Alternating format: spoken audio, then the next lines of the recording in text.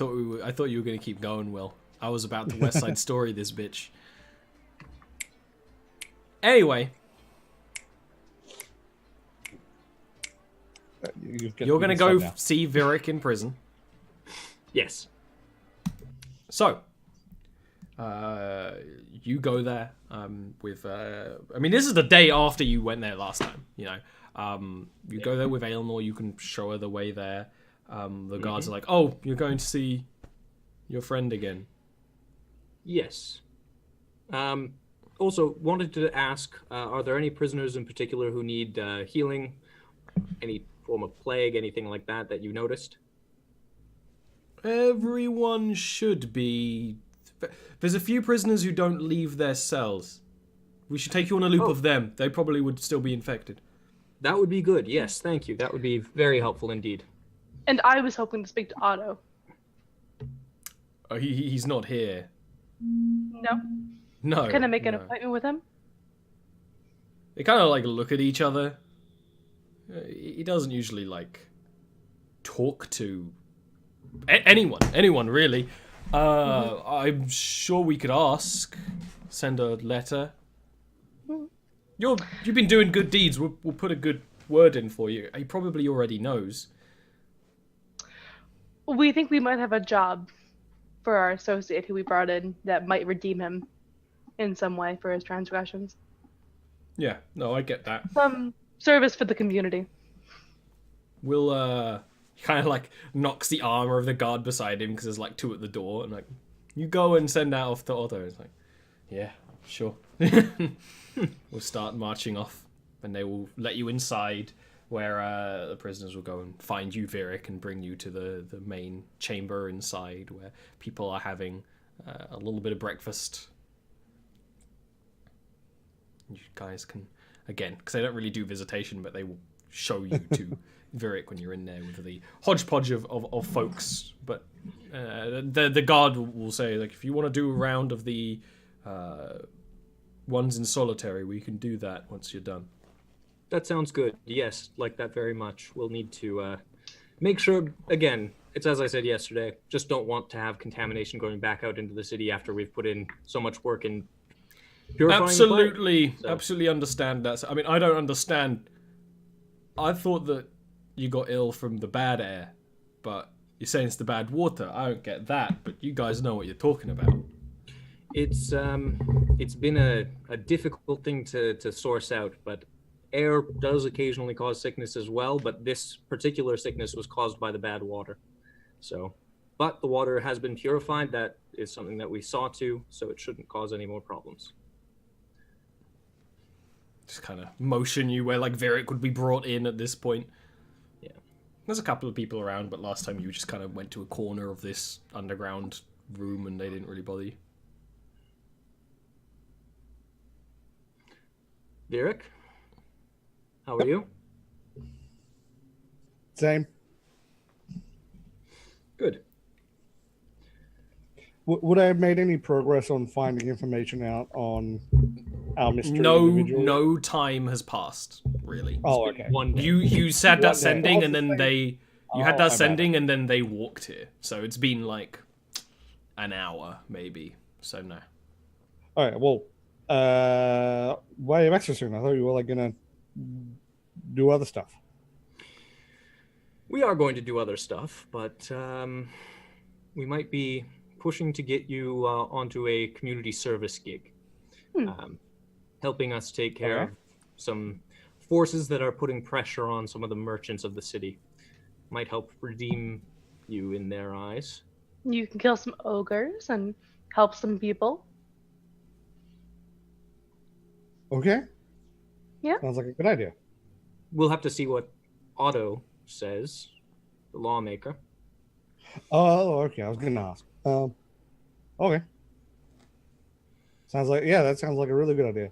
Also, you should try and talk to that Knoll. See if he's actually insane or faking it. Is he one of the ones in solitary?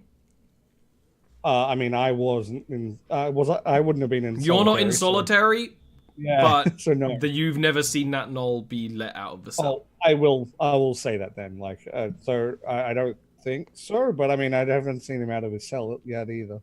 I'll make sure, because I'm going to be doing some rounds. Eleanor and I are going to be making sure that there's no residual plague here, and we asked to see any of the prisoners who don't interact that I didn't see last time to help. I don't know if it's the plague, but I also don't know if that's just what gnolls smell like, but I'll just warn you there is a smell. Gnolls smell. That's not unusual. Oh, okay. But I'll let you know afterwards if it's unusual or not. But, Also, try to see if you can find anything about the goblins that were down there. They seem to have been put there by some of the merchants, so... See if you can... I'm actually going to point to the goblin. The goblin that ran away, the one that got away, is actually like just in the other side of the room. Like one of the half orcs is kind of like thrown like the one like pigskin ball they have here at it, and it like knocks the goblin like completely over. Like. That's actually one of the goblin that escaped. I wonder why it's down here. Well, I get the probably feeling that caught fleeing the system, and they probably just grabbed him and didn't know where else to put him. That kind of thing does happen. I'm actually also gonna point to like gesture to like the thing. There's a lot of Or the maybe different humanoids. Yeah, maybe somebody didn't want him talking and they put him down here. that's also a possibility. That's a good point. Didn't think of that. But then why wouldn't they just kill him? I don't know. Yeah, see what you can find out. Well, I mean, maybe it was too late to kill him. Maybe like the guards that weren't under someone's payroll found him. I wonder what Biffon would have tried to do if he had caught you. That's a good point, actually. Eleanor? Because he definitely, if he's cashing in a favor, that's not what the guards usually do. About a little bit of hunting. Are you going to make me be bait? Am I going to be bait? What kind of hunting? The kind that, well, we're really looking for a monster, you see. Someone who would be willing to poison an entire townsfolk. I think illicit activities for a greater good can be justified, but not activities that are just for monetary gain. Like, point to Varric. It's a very, very fair point. What if you happen to be doing good and you just happen to get money along the way? I believe Eleanor said strictly for monetary gain, which implies that there is no other benefit. Okay, that's fair. Now, that being said, Varric, monetary benefit shouldn't be the primary focus of the action either. It really is like you know inside if it's wrong, Varric. You should know inside. It's gonna turn to Eleanor. He doesn't though. That's why they have so much money. They never need and want are two different things to begin with, as you know. But the need of someone else's finances should not affect what you do to them. You should not be taking things from people just because they have them and have more than they need. You don't know necessarily what they do with that money. For example, we have a lot of money. We are not poor people. We make more than most of the people in this town make in their lifetime from one job. It's true. And even before I joined the Greyfist, I was still a wealthy individual who spent most of my money on running an orphanage. Which is you wouldn't obviously know. a good thing. Just to clarify the difference between good and bad there. Hypothetical. Say I found out about someone doing lots of bad things. They also had lots of money, and I would expose them and take some of that money on the while I expose them. Would that be bad? That is okay. I wouldn't classify that as good or bad. Is this a hypothetical, Tesh? If what they were doing was just truly That's a bad, no. This has very much happened before. All right. Pruitt kind of leans forward a little bit and just says, so hypothetically, you expose somebody, and hypothetically, you take a little bit extra on the side just to make sure that your pockets are lined. Hypothetically speaking, you've already done this and you're just telling me about this now as a hypothetical to try and prove that the past actions you've taken are justified.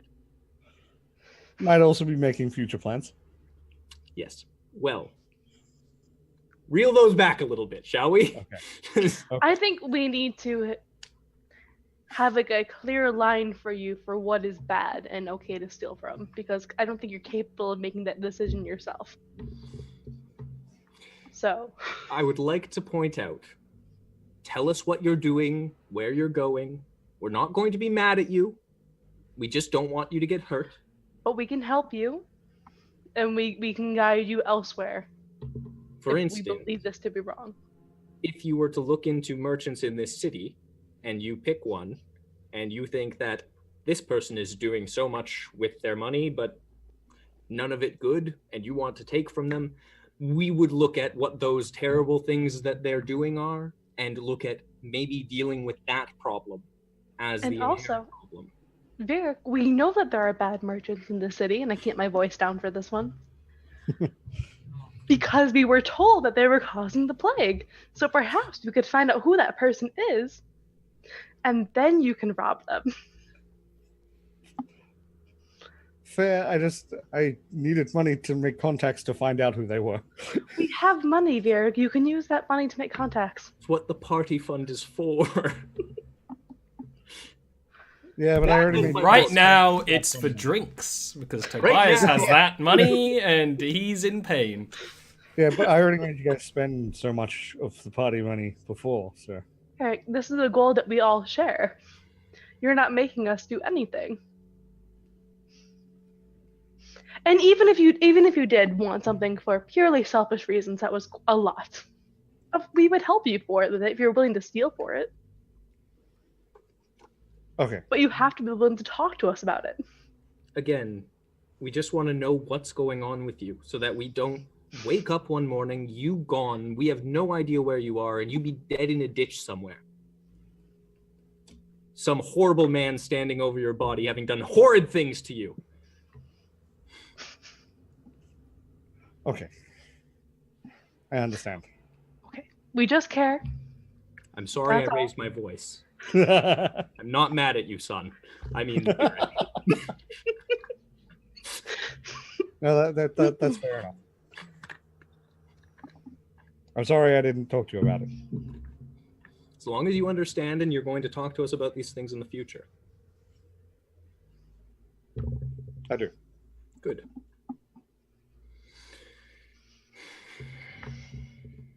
I think we have some healing to do. Mhm. Virik, I've got one to talk to. yes, you do. Hold on to those cards for now. Don't think you'll need them for too much longer. Will do. Thank you. I don't know. I have no idea what that means. I don't, but I will ruffle Varric's head as I get up. Bruitt's going to give you the strong, hand on the shoulder, looking you face to face.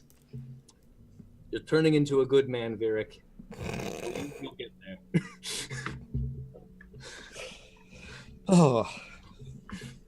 Bruitt Okay. chuckles to himself as he walks away from that. You one. go, and the guards start leading you to heal people who have just deemed too dangerous to be let out, and also to be let out with the other prisoners. Is the guard walking with us?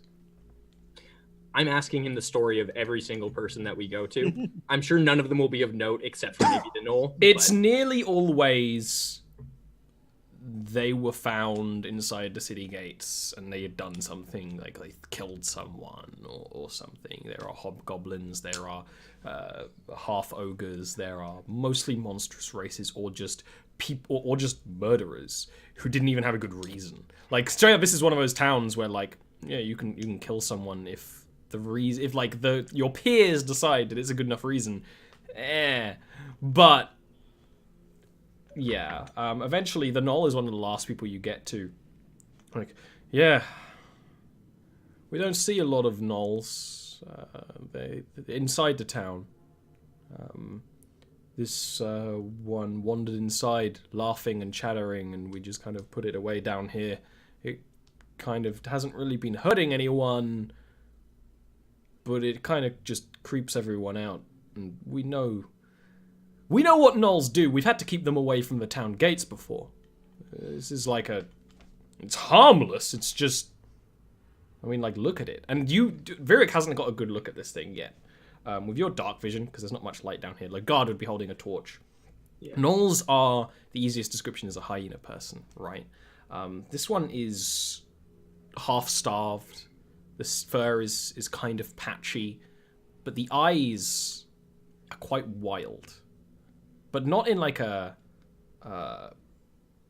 wild, monstrous way. There's a kind of excuse the term, a humanity behind those eyes, which you've never seen in Knolls before, because you would have seen Knolls in this area before Barut, and Aelinor probably has fought at least one or two. They're not uncommon. It's shackled to the wall.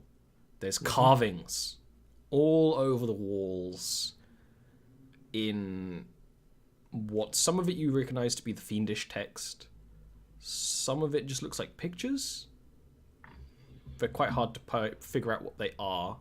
They seem kind of abstract. If you want to give me an insight roll to work out what the pictures on the walls are, you can. Before I do that, I'm going to turn to the guard and I'm going to say, let me into the cell, please. Sure. And just will rattle around, unlock the thing, pull it open. Probably better armored than he is. He'll be... Yeah. The guard trust you. Yeah. And I'm going to actually tell him, and go ahead and close the door behind me. That's fine. Yeah. We'll shut you in. I'm going to, first of all, cast tongues on myself. And the guard will also see my hand kind of go alight, because that's kind of how my tongues works. I touch myself on my neck. Like, because that's the whole thing is I touch where I think the voice is in the person. And for Burwood, it's very much up here. He speaks from... But like for giants, it would be much lower in the chest. In the belly. Yeah, exactly. Yeah. And so he does it based on who the person is. Like for Virik, he probably taps him in the back of the head, because Virik can almost throw his voice. So, yeah. But for each person, he kind of does it individually. Throw that down. Yeah, just smash into the stone with your sword. The god likes like, whoa. I'm not even talking. It's really thematic. It'll go away. Don't worry. And obviously, I just take that as it is. I don't try and do anything with that. But I actually run my fingers along the fiendish. I already know the fiendish text, but that doesn't necessarily mean that it's the same language that's being used. So I wanted to make sure I had tongues first, just in case. And I'm going to lore keeping on the walls. So some of them are jokes. Yeah. Burwitt might not know that they're jokes though if they're puns. Is the thing, because he doesn't some of them are puns, some of them are observational comedy. Okay. You might laugh at the observational comedy. There's the name Shareth over and over and over and over. My good host Shareth, the greatest party that's ever been. Little weird tidbits about that sort of thing. And you actually come to realize, now that you're in the chamber and much closer, the words are forming a shape. And it kind of looks like a smile. Like a grinning, smiling face on the largest wall. When the light hits it just right from the torch. Burwood is going to turn to the Knoll, who I assume at this point is probably very confused by the light that I've been emanating, kind of. He's definitely shrunk away into the corner, shackled by one arm, kind of with his hands in front of its mouth, still kind of like breathing out laughter and shaking a bit. But it seems like he probably was always shaking. And Burwood is going to turn to him and smile and say, "It's quite the smile you've got there." Thanks. You could talk to me too. You're probably friends with the Dark One. Indeed, I am.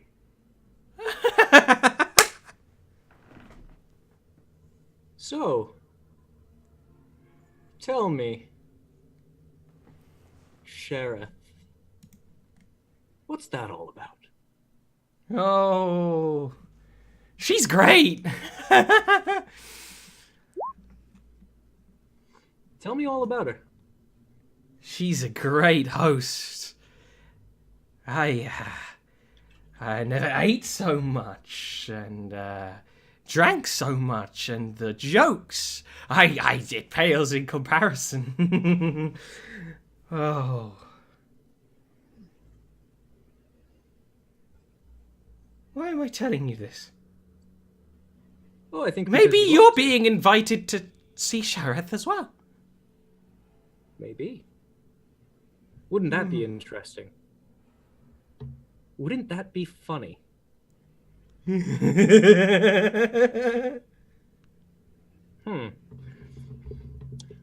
I'm going to approach him, and one of the things that the guard will have noticed for me the whole way through is as I went through and I looked at the prisoners, I'm sure some of them had plague and some of them didn't probably. Is that about right? Yeah, there would have been some. You would just cured all of them just in Yeah. case, cast Yeah, detect like poison Eleanor probably and I going between It them, would have but been I- enough for your daily casts Yeah. to be down here. Yeah, and I'm going to be very gentle with him, and I'm going to approach him, and I'm going to stroke his head. And in doing so, I'm going to cast Lesser Restoration on him as well, just to, cure any poison that might be in his system. And, and I'm being very, very gentle and very calm, and that's been a theme throughout the whole thing with In the this. way of, abused dog or something, Grok shrinks away, but when you, start running fingers through coarse and slightly bloody fur, his ears kind of flatten back, and he kind of, stops shaking, and there's, just a moment of calm. When you think, oh, maybe, and then he's like, heavy petting. Burwood's actually going to laugh at that. It's just, he's going to just scratch behind the ear a little bit. He's also going to be feeling for any wounds that may exist because bloody fur and everything, and he will cast Cure Wounds on him. Yeah, he's gnawed at himself quite a lot.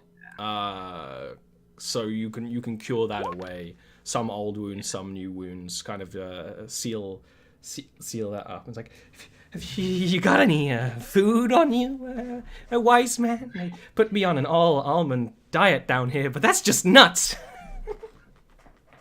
Burwood is going to laugh at that as well, unfortunately, and then pull out of his pouch a little piece of cheese and hand that to him. Cheesy, but still good.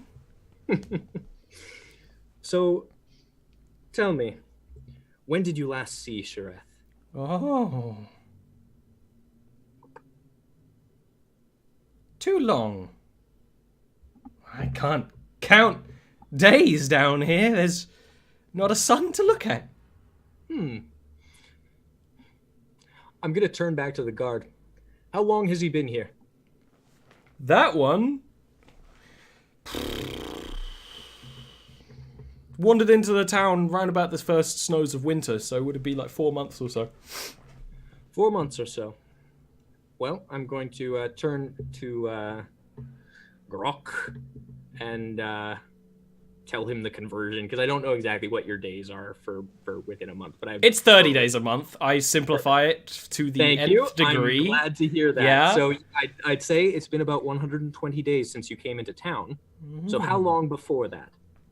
Oh, Shareth kicked me out, got bored. So I wandered. And then my pack didn't want me anymore. They're all they care about is eating. But there's much more to everything than that. They just want to eat and kill and eat and kill and eat and kill, and I want to have a little bit of fun.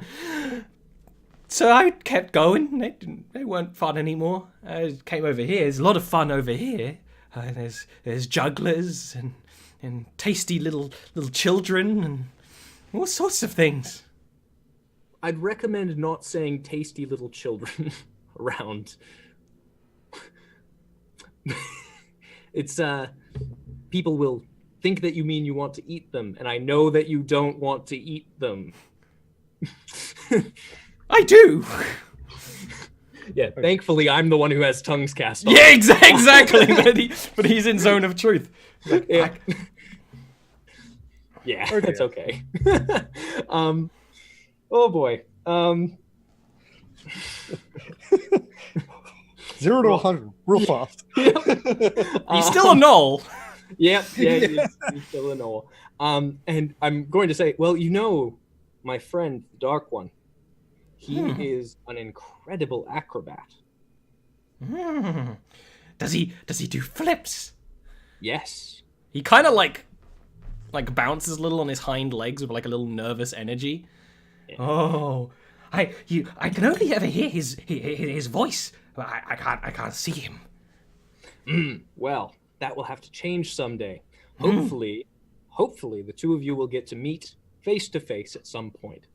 Face to Now, face, muzzle to muzzle. Muzzle to muzzle. So, now, I have a question for you. I might have an answer. Well, that's very exciting. Where did you meet Shareth? At her house. Her house? Where was her house? This is the mountains. In the mountains. I wandered off. I got hit, and the city on the hill. Very boring, not very funny, but full of tasty little half-men. And I got hit. Burrow has a big smile on his face from that, by the way. I got hit on the head, and they left me behind, and I wandered, and then this little squirrel said, "You should come with me," and I followed, and I tried to eat it, but it was too fast. And then Shareth found me, and then I was part of the party, and I got to see all the things, and then I got to hear all the jokes. That's very exciting. So, the mountains. Which mountains? And Burwood's going to show the map that he has of Zalstella. It's all from above. Yes, and we are here right now, and I'm going to point to Palamaro. He jabs his claw right through the paper. That's fine, I have copies. Roundabout. So it'd be outside of Palamaro. There's sort of a plains between Palamaro and most of Zalstella. It's on the east side of that where it kind of meets the mountains, which would make sense. That would be the kind of area gnolls would hang out. It's quite near Eastmere, which is the capital city of Zalstella. It's like in that territory, but it's also in the kind of places you as a mountain elf would have been allowed to wander without getting too dangerous. You know, It's in that kind of like neutral sort of zone. Okay. If you're going to see her, I would like to see her again. But I'm in here, and they've chained me up. I'm going to ask you, because we're friends now. If you could, I would quite like to be outside. What languages do you know? I speak. Good. That's the main thing. Well, tell you what, we're going to be talking to the guards about getting our friend, the Dark One, out for community service. Maybe we'll try and get you out as well for the same community service to pay off your debt to society in that way. If you don't know what that means, that's okay, because we're going to hopefully be going to explore that. So don't worry about that. We'll see what we can do. But for now... I'm going to let you in on a little secret. Please do. I'm not very smart. That's okay. Intelligence isn't everything. Sometimes a good sense of humor is all you need. Burrowick's gonna give him more scritches behind the ears, and then another little piece of cheese again before he leaves. And the guard is just like dumbfounded. It's like, I've never seen a gnoll act like that. You understood what it was saying? Yes. Oh. He was well, he's experienced a lot more than most gnolls have. I have a suspicion that he's met. Can you give me another insight check, Mr. Barut? Yes. I can. Hold on, I have to close the greater map in order to do so. Yes. One moment. Looking at it again, that face on the wall, it looks like a smiling dragon. And Shareth kind of sounds like a dragon name to some extent. And like Burwood was kind of thinking that as well. Oh boy. And he's gonna say to the guards, just a being who opened his eyes to other things. Okay, sure. Yeah. It's my point is he just has more intelligence than most gnolls. That being said, still not that much, and he recognizes that. I suppose there's something, right? That's okay. When we take, hopefully, Virik out for community service, we could maybe take him off your hands as well and get him somewhere that might be a little bit more interesting for him, and it will set up an extra cell for you so you don't have to worry about dealing with a gnoll that you don't really understand. And he's just really gonna die in here. Honestly, letting him out is it's like kind of nicer. I think it would be good to send him on his way with us. At least I can understand him for a good chunk of the time, and you know, it's Do you think he could learn common? I think with enough time and with the right teacher, yes. I don't know if I'm that right teacher, but I may give it a try. Depending on how things go. He may just die out there as well, but at least then he'll have a chance. Well, we managed to talk a little to Otto. You can go and see him. I could take you right to him. You haven't got anything else to do. Well, I have a book to write, but beyond that... Yeah. Like, he clearly thinks that's some kind of euphemism. And if I can tell that he's thinking that that's some kind of euphemism, Burrowit's just going to pat him on the shoulder and just say, I'm just a huge nerd. Walk down the corridor. Yeah, let you out of prison. I'll pull my sword out of the ground. I'll follow him. And we'll start leading you through Palamaro, back into the town. But first of all, Virik, you wanted to talk to the goblin. Yeah. You can go over. The goblin is, you go over one of the goblins on his own, just kind of like sitting there, tired. It's definitely small for a goblin, right? Goblins can sometimes get, usually around 2-3 feet. Rarely do they get up to 3 feet or so, but they can. It's small and lanky like most other goblins. It's got extra big ears and a little bit of a bigger nose than normal. And it's wearing just kind of like a rough tunic. And it sees you go up to it, and it's like, what? I just thought we'd chat for a bit. What do you want? I just want to ask some stuff, and I'm going to offer him some of the was it the whiskey? Crimson, no, it's no, Crimson. No, it wasn't that. It was the brandy, wasn't it? It was the mountain elf cider. Cider. That's right. Yeah, cider. It kind of like,